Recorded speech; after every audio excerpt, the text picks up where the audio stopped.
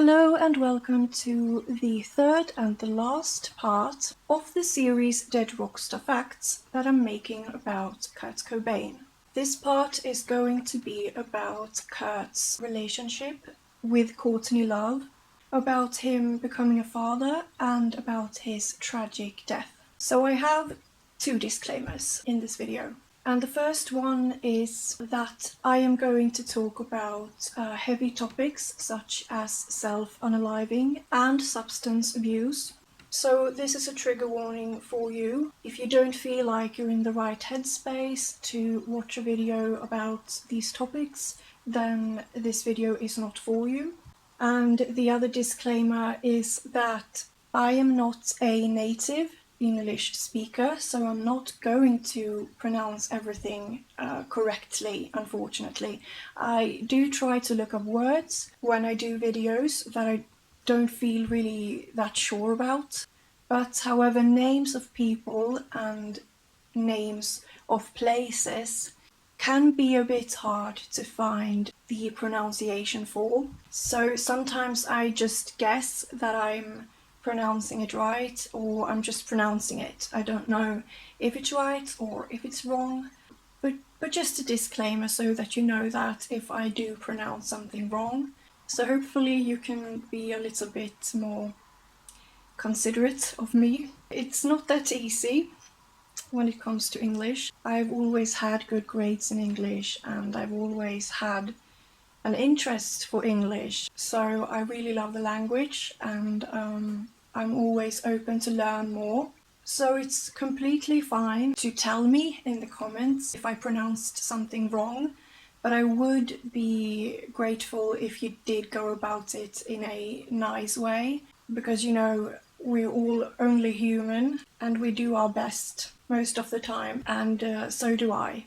So that was all I wanted to disclose, or that was all I wanted to say, and now we will dive right into the video about Kurt Cobain.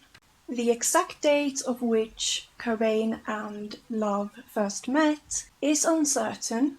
According to Michael Azerrad, or Azerrad, I'm going to assume, since there are two R's, that it is Azerrad. Azerrad? I don't know. But anyways, I'm going to say Azerrad. According to this man's 1993 biography, named Come As You Are, the pair met at a Dharma Bums gig in 1989, where Nirvana served as the opening act. But however, Charles Cross, 2001, Cobain biography, called Heavier Than Heaven, states that the two met a year later at a Nirvana show, and the English writer Everett True claims to have introduced the couple in May of 1991 at a concert with Butthole Surfers and L7.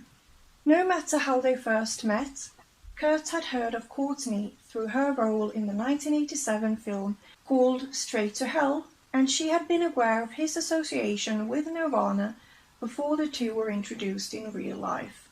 Love seemed to be more interested in a relationship between them, as Cobain broke off a number of planned dates and ignored phone calls from Love for a while. Quote from Kurt: "I was determined to be a bachelor for a few months, but I knew I liked Courtney so much right away that it was a really hard struggle to stay away from her for so many months." Cobain and Love made things official in late 1991. Their relationship came to be brief but very intense. After only 4 months of dating, Love found herself pregnant with their daughter, and the couple decided to wed in Honolulu, Hawaii, on February 24th, 1991.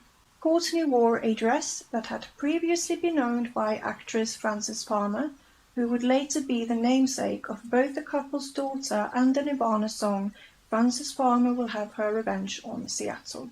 Kurt wore a green flannel pajamas. Only 8 wedding guests attended. One of them was Nirvana drummer Dave Grohl. In the early days of the relationship, both Kurt and Courtney were drug users. They were two people with their own individual set of mental health problems and emotional instability. According to a number of sources, Love were allegedly the person who introduced Cobain to heroin. By the time they learned that they were having a baby, they mutually tried to get clean, but they ended up going on a binge instead. Their drug use was widely known and would create problems for them upon their daughter's arrival. Quote from Courtney: "We went on a binge. We did a lot of drugs. We got pills, and then we went to Alphabet City, and Kurt wore a hat. I wore a hat, and we copped some dope. Then we got high and went to SNL. After that, I did heroin for a couple of months." On August 18, 1992, Love gave birth to the couple's only child, named Frances Bean Cobain. Only days later, Child Protective Services visited the couple to assess whether Frances was being raised in an unhealthy environment. The agents did nothing at the time, but it wouldn't be the couple's final battle to keep Frances. It was in her feature in Vanity Fair, the 1992 edition, that Courtney were infamously quoted as saying that she and Cobain went on a drug binge right after finding out that she was pregnant, and upon publication, the article caused a public uproar. Child Protective Services once again got involved, investigating the couple.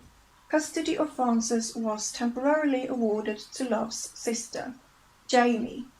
Cobain and Love would, however, pass drug tests not long after, and they would reclaim custody of the daughter, and so for a few months the relationship seemed relatively calm. Sadly, Kurt was not able to successfully beat his heroin addiction and began using again shortly after reclaiming custody over Frances Bean. Shortly before a scheduled concert in New York in the summer of 1993, Cobain OD'd on heroin. Fortunately, Love noticed and acted quickly, and she was able to revive him herself with naloxone, and Cobain managed to go through with the concert. However, Cobain's drug problems would persist. The biggest public moment for the Cobain family were when all three members attended the 1993 MTV Video Music Awards. Courtney was seen holding Frances Bean in her arms, while Cobain was bottle feeding her. That night, the pair got into a backstage fight with Axl Rose of Guns N' Roses. As a result, Dave Grohl mocked Rose from the stage after Nirvana's performance of Lithium, and Cobain spat on a stage piano before Guns N' Roses were set to perform November Rain, without knowing that Elton John would be performing on the instrument. Poor Elton John. There were a series of events that occurred before Cobain's tragic death in April of 1994. Love called the Seattle police on March 18th, stating that Cobain was suicidal. On March 25th, Love staged an intervention, and on March 30th, Cobain went to a rehab facility in Los Angeles. That was the last time he ever saw his daughter. The next day, Cobain jumped over the facility's fence, caught a plane to Seattle, and returned to his house. He brought heroin and a shotgun. Cobain sadly used this gun to unalive himself on April 5th. An electrician were the one to discover his body 3 days later. To me, this brings up questions. Would it not have been noticed by the facility fairly early? Why was he not discovered right away? Did no one look for him when it was known that he was suicidal? I mean, his own house seems to be a very obvious place to find him in. However, not everyone is quite sure that Cobain actually died of a suicide. One of the people who is not convinced is author Ian Halperin, who has claimed that he has evidence showing that Cobain had 70 times the lethal dose of heroin in his system when he was found dead in his home. Quote from Ian Halperin: "Cobain was murdered based on the evidence I have. It's scientifically impossible that Kurt killed himself with the shotgun, based on the forensics and pathological evidence. Forensic pathological experts say it's impossible for anyone to withstand that much pain for more than a second, let alone turn around, lift a shotgun, turn the shotgun, and try to blow their head off. Also, I write there were no fingerprints on the gun they found. Dead men do not wipe their own prints. There is no precedent for this. Kurt had been off drugs. He came back from rehab and wanted a new start in life. Someone shot him up. Most probably 2 people. Hearsay whispers the tale of an evil and disturbed wife who wanted her husband gone for whatever reason. These rumors also point a finger in the direction of Kurt Cobain's suicide note. It seems that some people think that Courtney Love could have had Cobain killed either by her own hands or someone else's. However, these rumors remain just that, rumors. The public memorial service for Kurt took place on April 10th. Kurt's funeral also took place on April 10. Approximately 200 family members, friends, and professional colleagues gathered at Unity Church of Truth to look back on him in loving memory. Cobain and his wife shared an interest in Buddhism during their relationship. Several months after her husband's passing, Love decided to honor this side of him by having Buddhist monks consecrate his ashes. This ceremony took place in Ithaca, New York, at the Namgyal Monastery. It began on July 2nd, 1994, and it lasted several months. For nearly 2 weeks, Courtney spent every morning chanting over Cobain's ashes with the monks. After Love left Ithaca in mid-July, the monks continued the consecration ritual for a few months, eventually mixing some of Cobain's ashes with clay to create satsas, a type of Buddhist sculpture. So that was everything that I had about Kurt Cobain, and his story is just very, very sad. And I wanted to include some conspiracy theories about Kurt and his death. I am a bit of a true crime freak or whatever. I love true crime. I actually wanted to work with murder investigation when I was younger, but that would completely scar me, I realized. So I don't quite have the mind for that. I'm a very, very sensitive person. And so I have heard about the conspiracy theory before that Courtney Love murdered Kurt Cobain.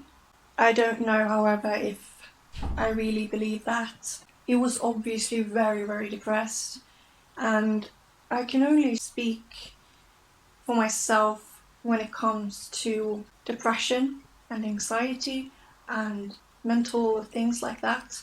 And having only that to deal with is super hard, and it leads people to off themselves, to unalive themselves. I can't imagine having a heavy addiction like heroin addiction on top of that. And he also struggled a lot with finding his place in the world and finding himself in the position he was in. He didn't really like the fact that he was so famous and influential. I think it fucked him up pretty badly. Fame is not only sunshine and rainbows, it's a lot of pressure. And a lot of singers and other kinds of celebrities suffer with anxiety and depression, and it's a huge stress.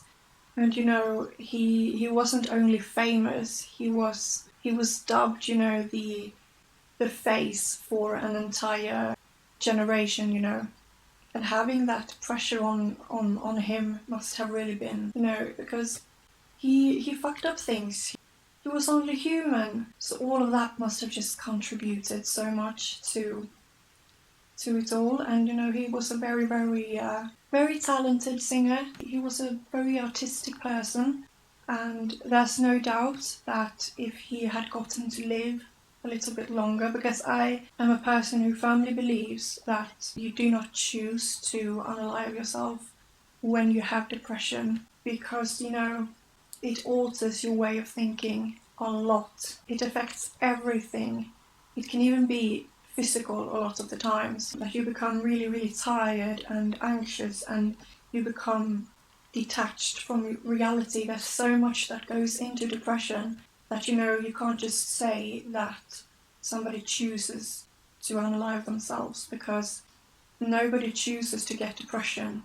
Now, I think it's another story if you are a murderer or something, if you unalive yourself to escape prison. There are people with mental disorders that murder as well, but it's another story. Some people do choose to unalive themselves, but most people do not choose to unalive themselves, because we can't choose whether we get depression or anxiety, because if we could, nobody would have depression, and nobody would have anxiety, and nobody would unalive themselves. So if he had gotten to live a little bit longer, he would definitely have made even more great music.